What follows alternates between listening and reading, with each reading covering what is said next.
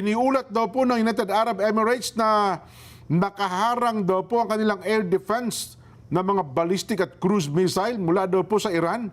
Nako. At mayroon daw pong iniulat na nasunog daw po o sunog sa isang oil facility sa Fujairah, isang lungsod po ng UAE matapos ang isang drone attack po doon.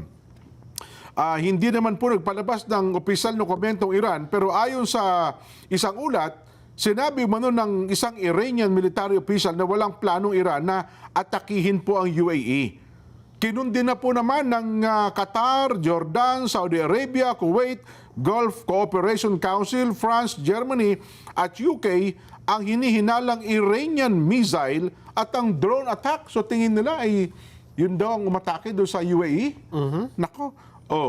Sa kabilang banda, nagbabala naman si US President Donald Trump na mabubura sa mundo. Naku po. Naku po, ang Iran kung maharap sa pag-atake ang mga barko ng US Navy sa Strait of Hormuz.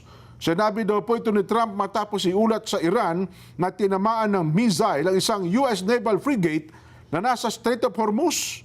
Pero itinanggi naman ng US military ang nabanggit na balita.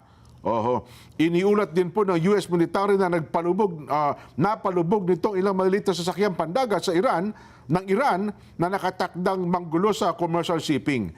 Nangyari umano ito habang sinasabayan ng pwersa ng Estados Unidos ang mga barko papalusot daw po sa Strait of Hormuz.